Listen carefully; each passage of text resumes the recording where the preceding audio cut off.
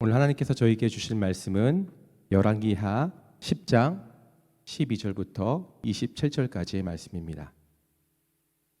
열왕기하 10장 12절부터 27절까지의 말씀, 저희가 말씀이 길기 때문에 한 절씩 교독해서 읽도록 하겠습니다. 예후가 일어나서 사마리아로 가더니 도중에 목자가 양털 깎는 집에 이르러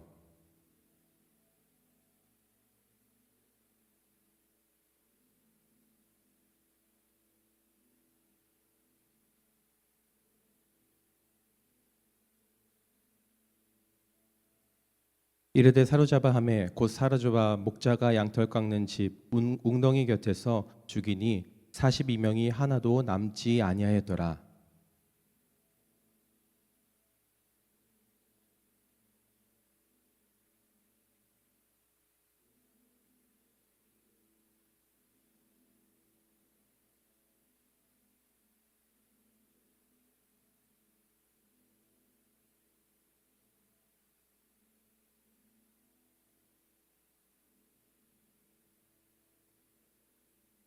이르되 나와 함께 가서 여호와를 위한 나의 열심을 보라 하고 이에 자기 병거에 태우고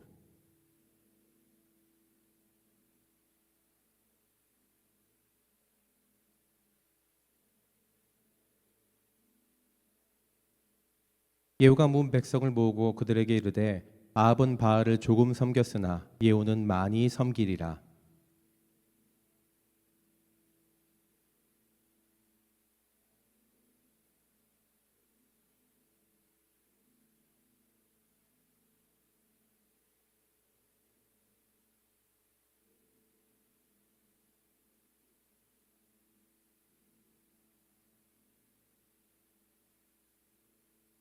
예후가 바알을 위하여 대회를 거룩히 열라하매 드디어 공포되었더라.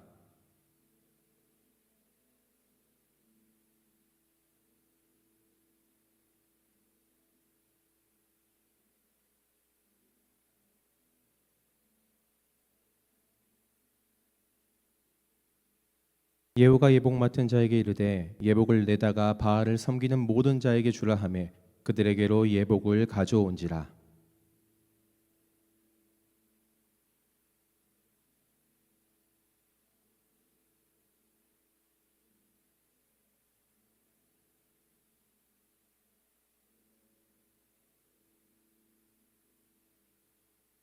무리가 번제와 다른 제사를 드리려고 들어간 때에 예후가 80명을 밖에 두며 이르되 내가 너희 손에 넘겨주는 사람을 한 사람이라도 도망가게 하는 자는 자기의 생명으로 그 사람의 생명을 대신하리라 하니라.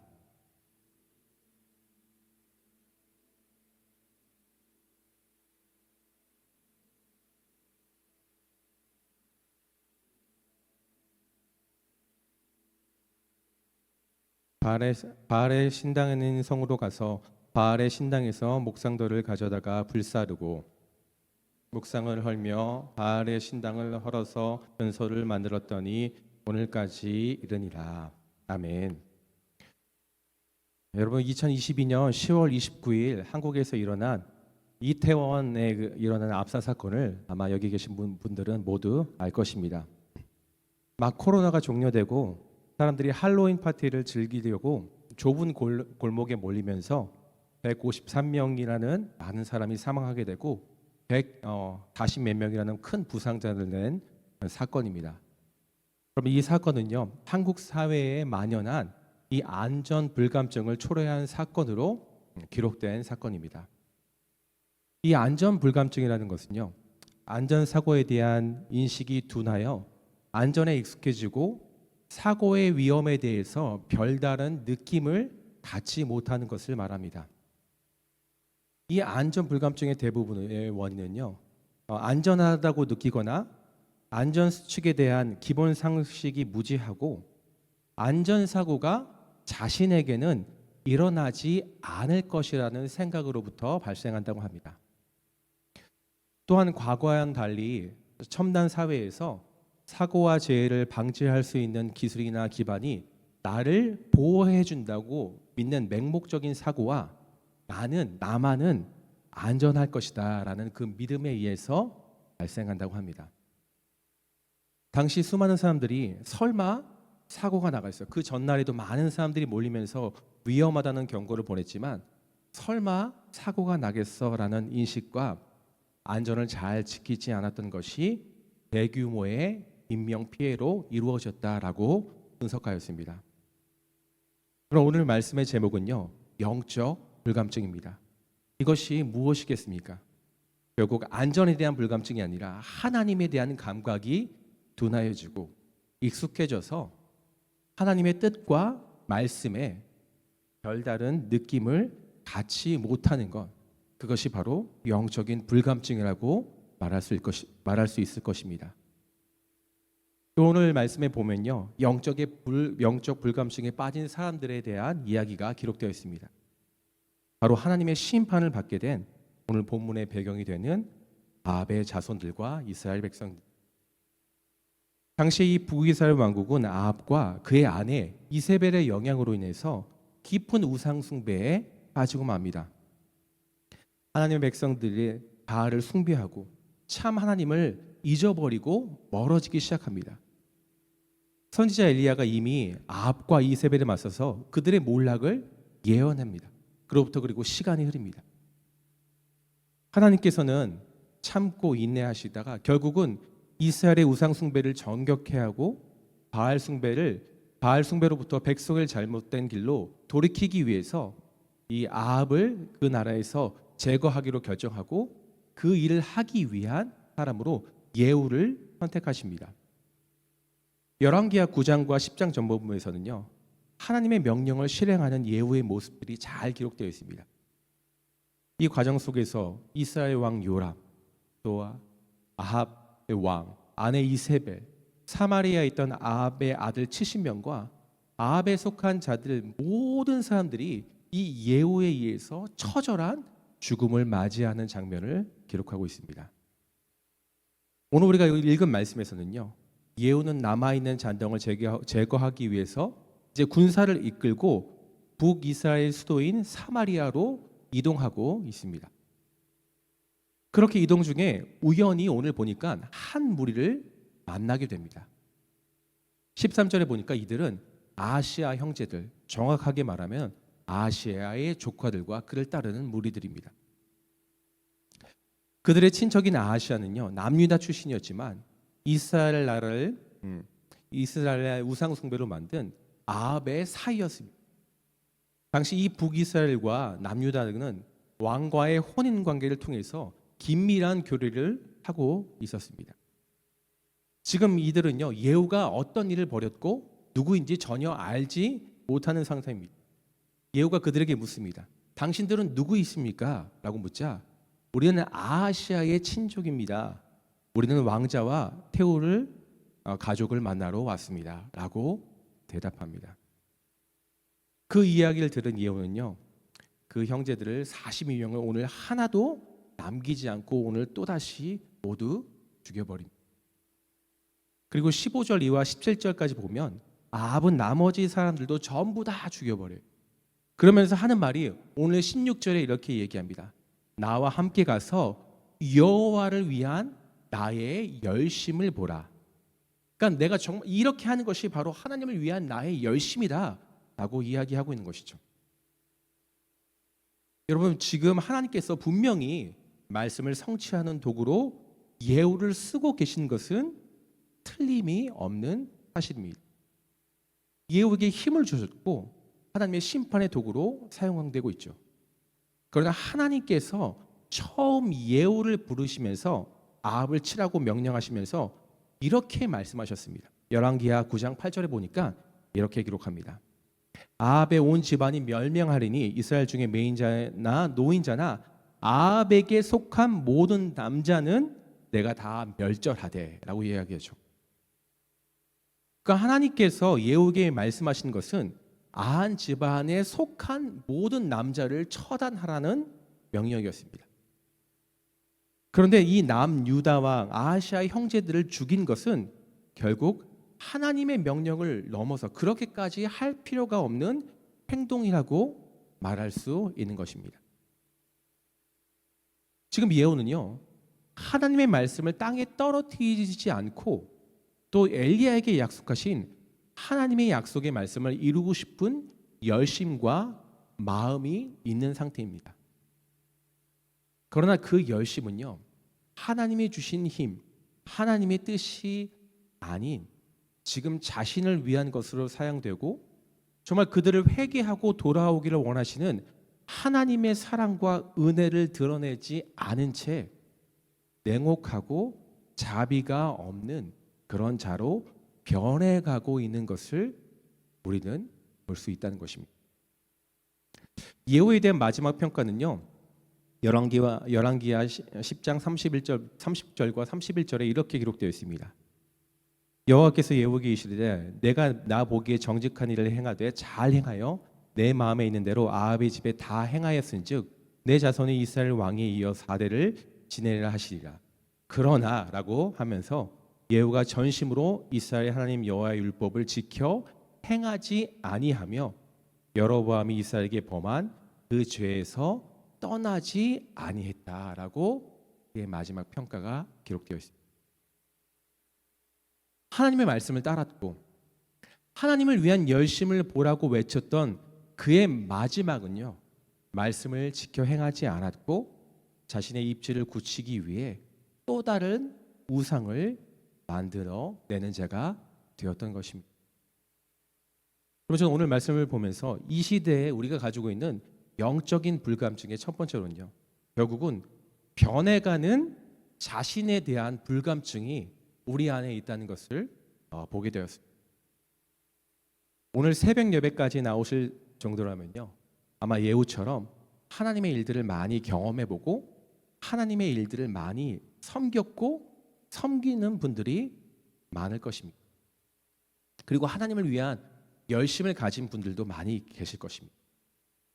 그런데 때로는요, 하나님의 뜻대로 하기 위해서 그 무엇을 하는데 어느 순간 지나고 오면 내가 하나님보다 앞서게 될 때가 많이 있고 하나님보다 앞서는 나의 열심이 하나님의 열심으로 변해버리는 그런 순간들도 맞이하게 되는 것 같습니다.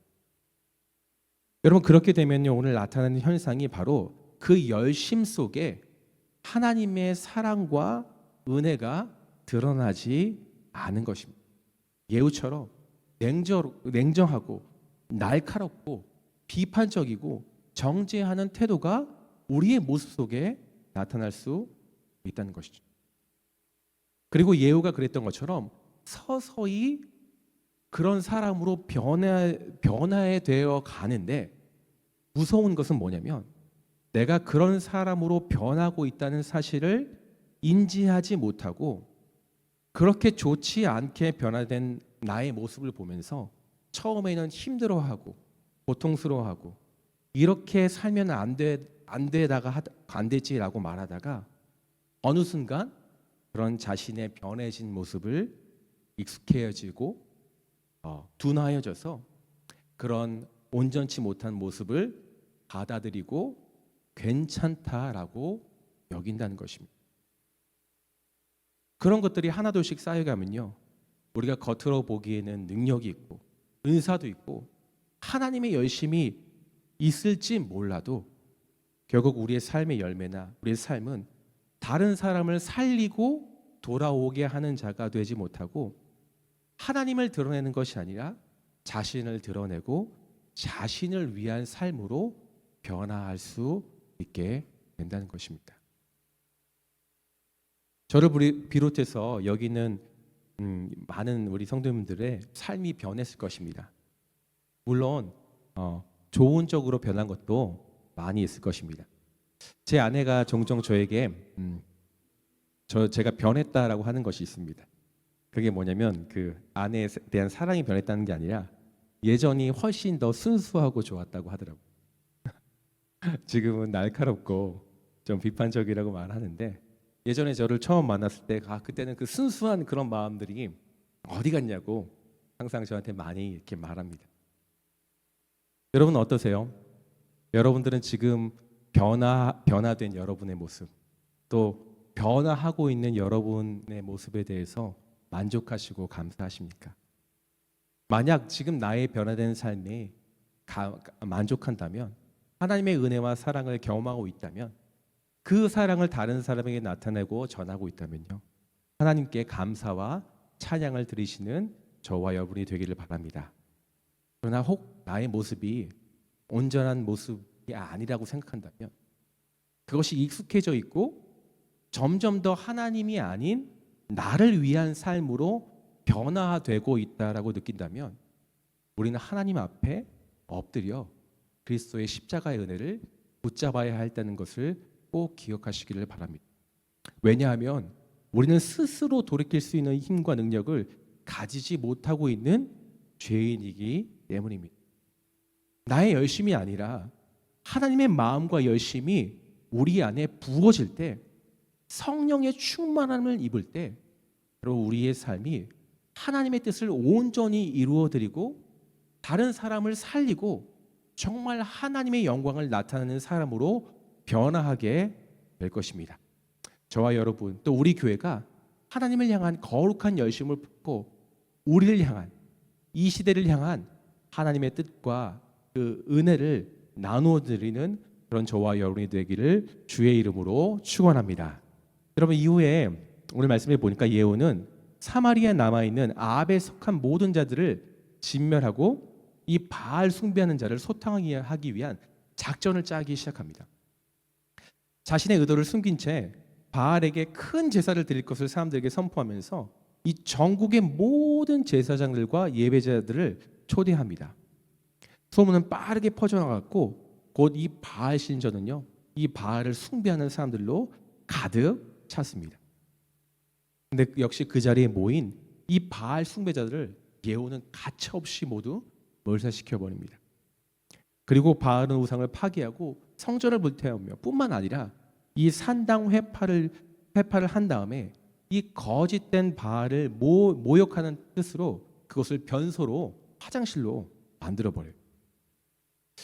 우리가 열왕기의 하 9장부터 오늘 말씀에 이를 때까지 요라망, 이세벨, 유다왕, 아하시야, 예후의 70명이 아닌 아하시야 조카들, 아합에 속하 있는 모든 귀족들, 제사장들, 바알 숭배하는 자들의 처절한 피비린내가 나는 그 죽음이 이어집니다.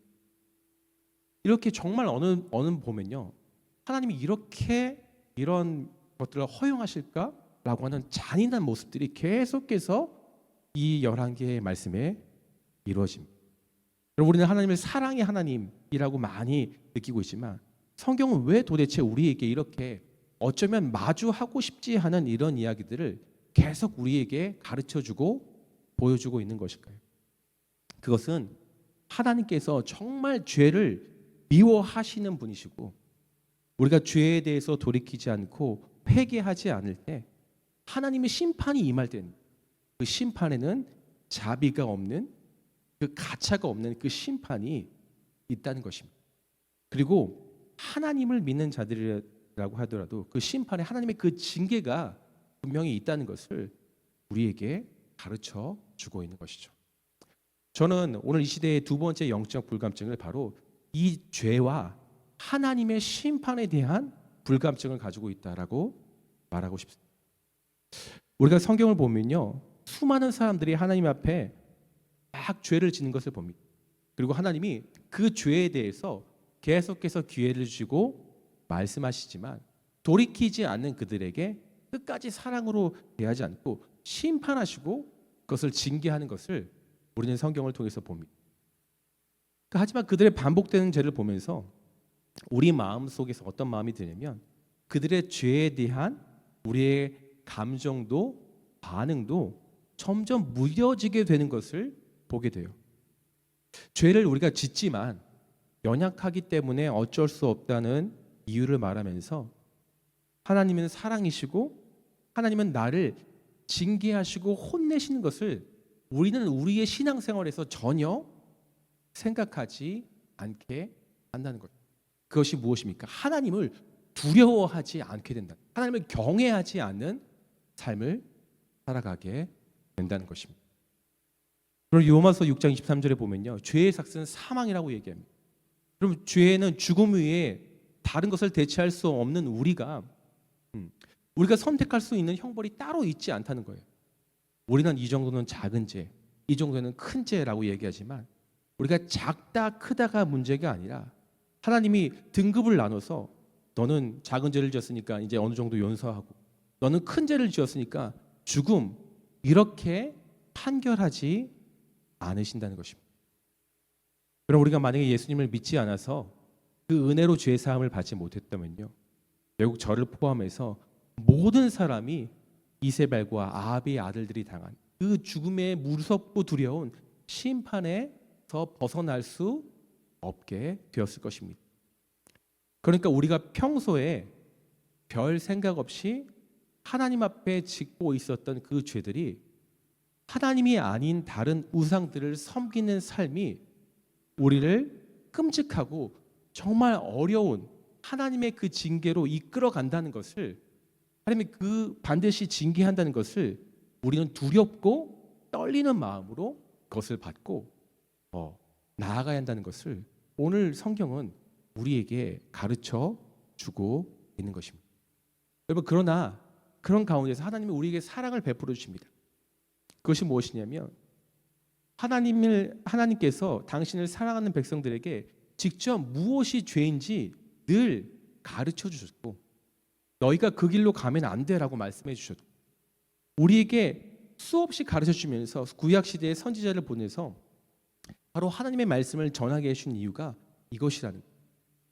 그렇게 죄의 길로 가면 너희가 심판을 받게 되고 정말 나에게로 올 수 없어, 나와의 관계가 무너져, 끊어져 라고 그 죽음을 향해 가는 우리들에게 돌아올 수 있는 기회를 주시고 계속해서 이 사람들을 통해서 말씀하고 계신다는 것입니다.